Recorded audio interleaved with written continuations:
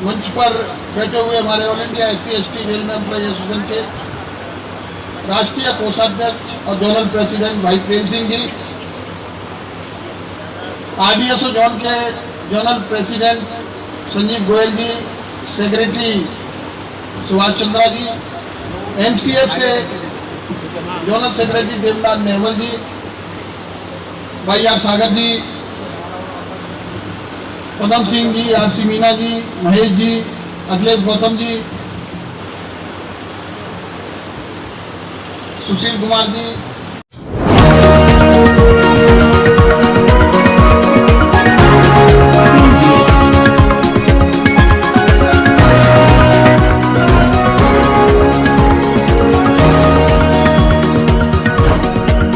और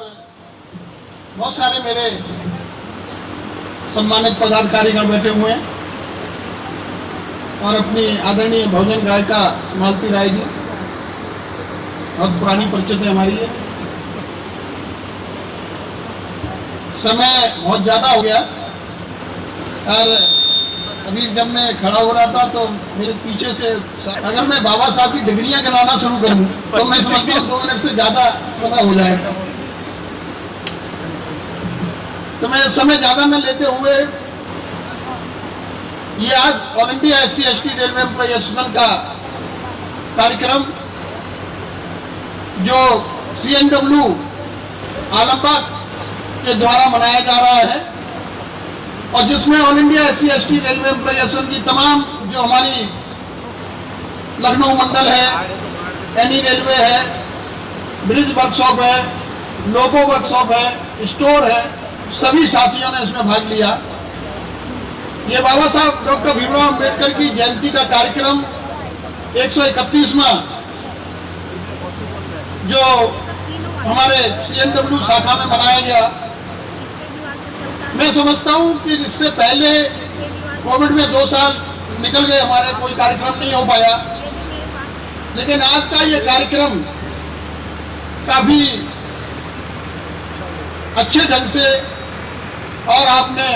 काफी भव्य तरीके से मनाया, इसके लिए मैं आपको धन्यवाद करना चाहता हूँ सभी। मुझसे पहले पूर्व वक्ताओं ने बहुत सारी चर्चाएं धम्म के बारे में और बाबा साहब डॉक्टर भीमराव अंबेडकर के बारे में की। मैं भी उसी क्रम में आपको ज्यादा समय न लेते हुए मैं सिर्फ इतना कहना चाहूंगा कि बाबा साहब डॉक्टर भीमराव अंबेडकर ने इस जमीन पर उस समय जन्म लिया जब सदियों से जो वंचित समाज के लोग थे उनको हीन भावना से देखा जाता था, उनके पढ़ाई के रास्ते बंद थे, नौकरियां और शासन में जाने की तो कोई चर्चा ही नहीं हो सकती। उस समय बाबा साहब डॉक्टर भीमराव अंबेडकर ने जन्म लिया और कितनी विकट और कठिन परिस्थिति में जो उन्होंने अध्ययन किया। एक छोटे से बालक यानी कि जिसने हाई स्कूल की परीक्षा पास कर ली हो, आज MA और PhD करने के बाद भी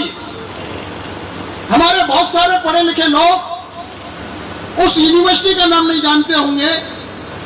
जिस समय बाबा साहब डॉक्टर भीमराव अंबेडकर ने बचपन में कोलंबिया विश्वविद्यालय को उन्होंने निकाला था। या आप यकीन कर सकते हैं कि उस बालक ने कैसे तो उस यूनिवर्सिटी का नाम ढूंढा, कैसे उसमें अप्लाई किया और किसने उसको जाने का मौका दिया। ये महाराजा गायकवाड़ के आशीर्वाद से, क्योंकि महाराजा गायकवाड़ हर साल 4 विद्यार्थियों को उच्च शिक्षा के लिए अमेरिका भेजा करते थे। उसी क्रम में बाबा साहब डॉक्टर भीमराव अंबेडकर के गुरु ने जब उनको यह जानकारी दी तब बाबा साहब डॉक्टर भीमराव अंबेडकर ने अपनी भी अर्जी लगाई और उनको भी कोलंबिया विश्वविद्यालय में जाने का मौका मिला। बाबा साहब अगर चाहते तो MSc PhD करने के बाद इस देश में आते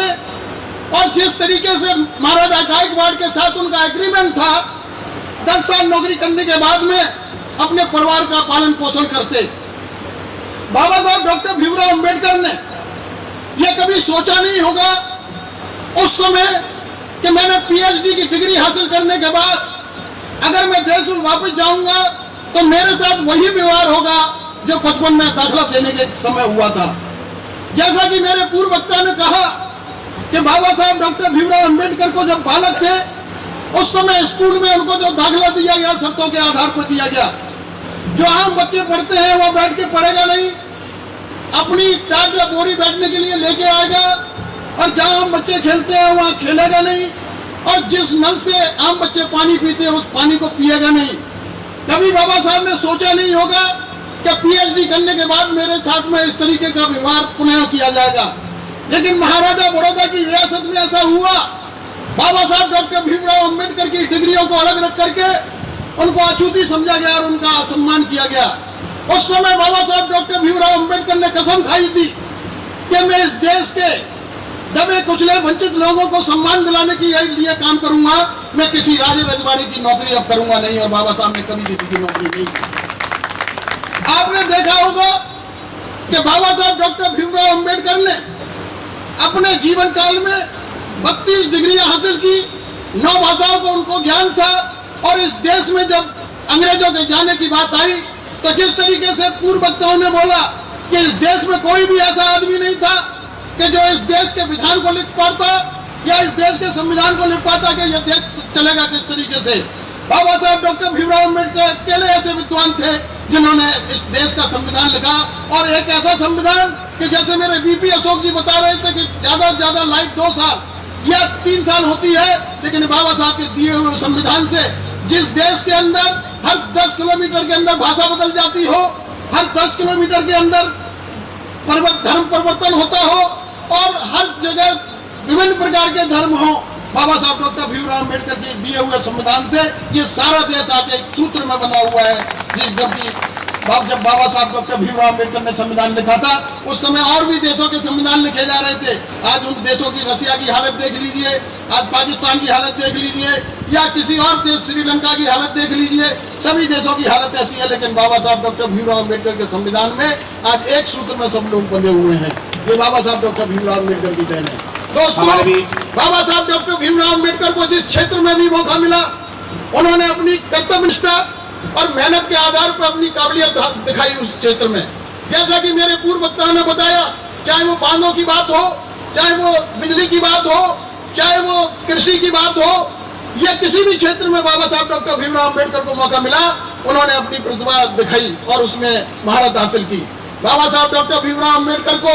जिस प्रांगण में हम लोग बैठे हुए हैं या कर्मचारी अधिकतर लोग काम करते हैं, बहुत सारे लोगों को यह जानकारी नहीं होगी, बहुत सारे ट्रेड यूनियन के बहुत बड़े बड़े नेताओं को यह जानकारी नहीं होगी कि बाबा साहब डॉक्टर भीमराव अम्बेडकर अकेले एक ऐसे विद्वान थे, अकेले एक ऐसा थे जिन्होंने हमें हड़ताल का अधिकार दिलाया, जिन्होंने ट्रेड यूनियन एक्ट दिया था। बाबा साहब डॉक्टर भीमराव अम्बेडकर को जब की काउंसिल में मौका मिला लेबर सदस्य के रूप में, तो उन्होंने मजदूरों के लिए बात की, उन्होंने किसानों के लिए बात की, मजदूरों के 14 घंटे से घटा करके 8 घंटे काम के जो अधिकार दिलवाया वो बाबा साहब डॉक्टर भीमराव अम्बेडकर ने दिलवाया। महिलाओं को जो प्रसूति लाभ मिलता है वो बाबा साहब डॉक्टर भीमराव अम्बेडकर ने दिलाया। और बाबा साहब डॉक्टर भीमराव अम्बेडकर अकेले ऐसे विद्वान थे जो दूरदर्शी थे। उन्होंने उसी समय सोच लिया था कि जब किसी महिला का प्रसव होता है तो उसमें पुरुष की भी जरूरत होती है। और अभी पिछले दिनों जब पे कमीशन आया था तो पेटर्निटी लैब का जो लाभ मिला है वो बाबा साहब डॉक्टर भीमराव अम्बेडकर की बदौलत। बाबा साहब डॉक्टर भीमराव अम्बेडकर को इंडस्ट्रियल डिस्प्यूट एक्ट हो, चाहे वो किसी भी तरीके के जो कर्मचारियों को सुविधा मिली हुई है, ये बाबा साहब डॉक्टर भीमराव अम्बेडकर की देन है। दोस्तों, बाबा साहब डॉक्टर भीमराव अम्बेडकर ने इस देश के ऊपर बहुत बड़ा एहसान किया, बहुत बड़ा काम किया। इस देश की तमाम महिलाएं, जिन महिलाओं के लिए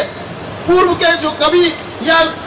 उसमें ग्रंथों में लिखा हुआ है डोर गरवार सूत्र पसुनारी ये सब तारण के अधिकारी, अगर आज महिलाओं को जो सम्मान मिला हुआ है वो बाबा साहब डॉक्टर भीमराव अम्बेडकर की बदौलत मिला हुआ है। आज हमारी महिला सम्मान के अधिकारी है तो बाबा साहब डॉक्टर भीमराव अम्बेडकर की बदौलत है। क्योंकि जिस समय बाबा साहब डॉक्टर भीमराव अम्बेडकर को कानून मंत्री की जिम्मेदारी दी गई थी उस समय बाबा साहब डॉक्टर भीमराव अम्बेडकर ने हिंदू कोड बिल की स्थापना की थी। हिंदू कोड बिल से पहले कोई भी महिला, विधवा महिला पुनर्विवाह नहीं कर सकती थी, कोई भी महिला बच्चा गोद नहीं ले सकती थी, किसी भी महिला का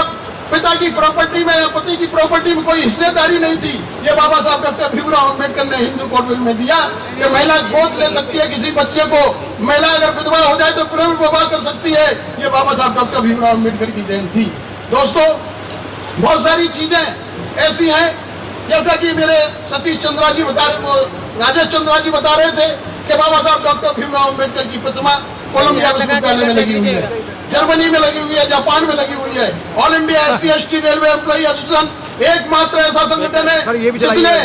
प्रण किया है और पीड़ा लिया है कि जितने भी रेलवे सरकारी कार्यालय हैं उसमें बाबा साहब डॉक्टर भीमराव अम्बेडकर की प्रतिमा को लगाया जाएगा। इसी क्रम में हमने जोधपुर के अंदर एक ब्राह्मण समाज की जो DRM महिला है गीतिका पांडे, उसने बाबा साहब डॉक्टर भीमराव अम्बेडकर को पढ़ा, बाबा साहब डॉक्टर भीमराव अम्बेडकर को जाना, उसने पहचाना कि बाबा साहब डॉक्टर भीमराव अम्बेडकर ने जो वंचितों के लिए किया, बाबा साहब डॉक्टर भीमराव अम्बेडकर ने महिलाओं के लिए जो किया, बाबा साहब डॉक्टर भीमराव अम्बेडकर ने जिस प्रांगण में बैठी हुई कर्मचारियों के लिए किया, सबसे बड़ा सम्मान तभी होगा कि बाबा साहब डॉक्टर भीमराव अम्बेडकर की कांस्य प्रतिमा इस प्रांगण में लगाई जाए। और उस ब्राह्मण महिला ने बाबा साहब डॉक्टर भीमराव अम्बेडकर की प्रतिमा को DRM ऑफिस के प्रांगण में अपने दफ्तर के सामने लगाया कि जिस समय बाबा साहब डॉक्टर भीमराव अम्बेडकर को मैं देखूंगी उस समय मैं जानूंगी कि बाबा साहब डॉक्टर भीमराव अम्बेडकर की बदौलत आज मैं DRM बनी बैठी हुई हूँ। दोस्तों, अभी बहुत सारी चर्चाएं गीत के माध्यम से हमारे जो बहुजन गायिका है उसने भी की। हमारे जो BP अशोक जी हैं उन्होंने तो बहुत बड़ी जो चर्चा होती है एक तरह से संगोष्ठी के माध्यम से इस तरीके की चर्चा होनी चाहिए। बैठे हुए हैं, ये बहुत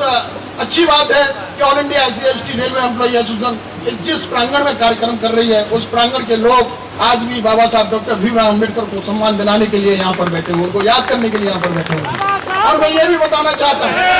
जिस तरीके से मैंने अभी चर्चा की कि जोधपुर के अंदर बाबा साहब डॉक्टर भीमराव अम्बेडकर की प्रतिमा को लगवाया, हमने श्रीगंगानगर स्टेशन में बाबा साहब डॉक्टर भीमराव अम्बेडकर की प्रतिमा को लगाया, और अभी हम लोगों ने उस दृश्य के साक्षी बने। हम बेंगलोर के अंदर कर्नाटका स्टेट में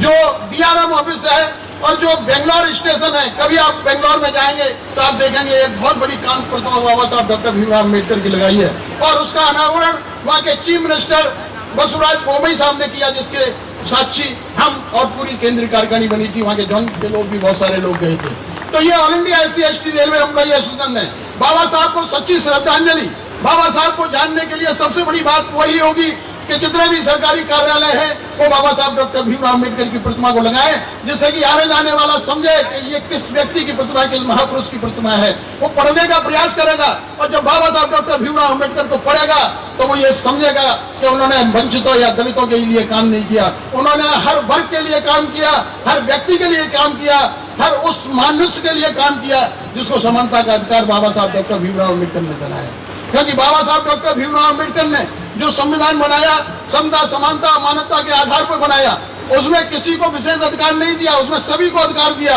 और ये बाबा साहब डॉक्टर भीमराव अम्बेडकर की देन थी, जो हमारे पूर्व वक्ता बता रहे थे, हमारे बाबा साहब डॉक्टर भीमराव अम्बेडकर ने संविधान में भी यही कहा, मैं की बात बाबा साहब डॉक्टर भीमराव अम्बेडकर ने नहीं कही। उन्होंने be the people of India,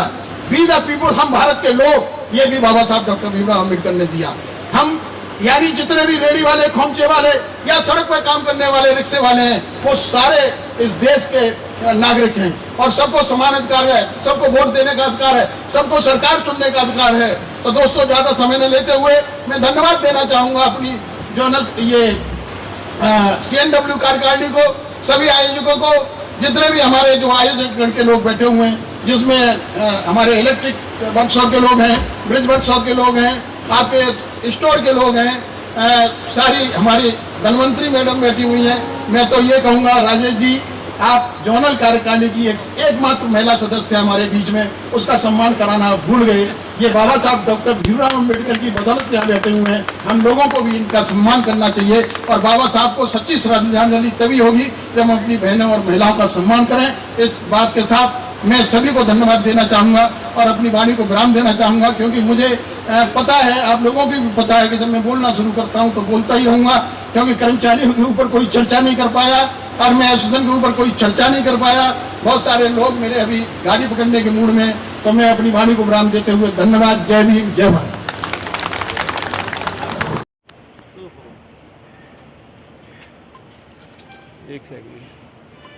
जरा मोबाइल की लाइट मारना मोबाइल की लाइट जलाओ, ये सारे लाइट जलाओ मोबाइल